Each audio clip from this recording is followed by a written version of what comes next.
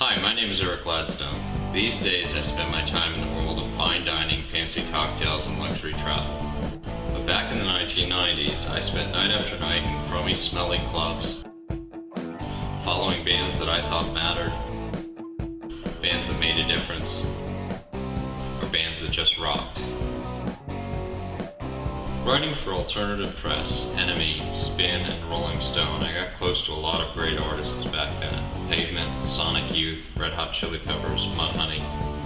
I remember going on tour with John Spencer Blues Explosion and the Rollins Band, hanging in the studio with Beck making Odelay, Smashing Pumpkins finishing Siamese Dream, drinking Jack and Coke with Nick Cave, wandering around Reading Festival with Greg Dooley and Courtney Love, video shoots with the guys from Ministry and Ween. Smashing Pumpkins said my story changed the history of the band. After I wrote a cover story on the Beastie Boys, I ended up working with them for a minute. And Henry Rollins wanted to beat me up, which I guess is some sort of sign that you've made it. Now I need money for a new liver. Just kidding. Virtually none of the writing I did back then was ever republished. Like a lot of the writing for the time, it fell between the golden era of rock anthologies and the full bloom of the internet when everything lives on forever. I happened to come across some of it recently and was pleased to discover that it does not suck. And so, I'd like to share it again in a book that will hopefully preserve a time in music worth remembering.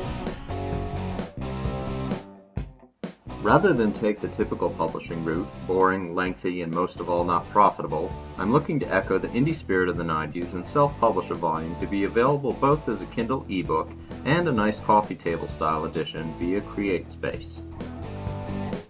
Some of the original feature subjects and interviewees I'm planning to include, along with the ones I just mentioned, are PJ Harvey, The Frogs, Greg Ginn, Spinal Tap, Dr. Octagon, The Dust Brothers, Foo Fighters, John Lydon, Jesus Lizard, Monster Magnet, Perry Farrell's Porno for Pyros, The Smithereens, Twilight Singers, Wesley Willis, and my incredible Gonzo weekend at the Reading Festival.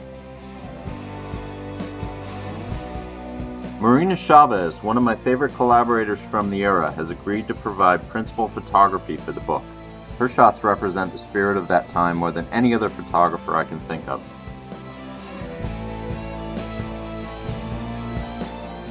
Like all good crowdfunding proposals, this one has levels.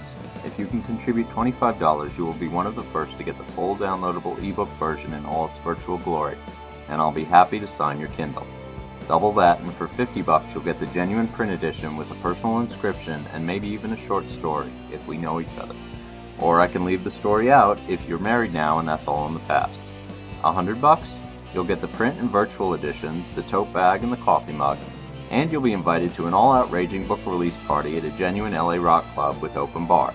That's right, finally, I am buying you a drink. Oh, by the way, there's no tote bag or coffee mug. $500? Okay, this is when it gets special. Marina Chavez, my collaborator, has graciously agreed to offer archival prints of the photos in the book autographed. Pick any one for your $500, plus, of course, the book and/or download, and still no tote bag. $750? Now we're getting serious. Maybe you're in a band, maybe even a band I interviewed, maybe even in a band Fred Armisen was in. I don't know. Maybe you want to see that story in the book. Well, I haven't absolutely finally completed the list of contents yet, so I'm just saying for $750 you have my ear, although you still won't have the tote bag. $1,000? What could possibly be worth putting $1,000 into this project? Besides your name at the top of the list of acknowledgments? Well, maybe you were in a band I wrote about and you'd rather not be included. Maybe you said some things in print that, in retrospect, are a little contrary to your image.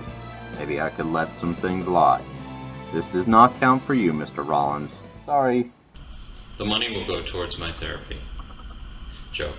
The money will go towards simple production costs, unearthing and editing the best versions of the stories, assembling the book, and some marketing, plus dental work. If all that is above your means, consider just tossing in a $5. For that, you get a hug. And I mean a real hug. Not some model actress, kissy face bull.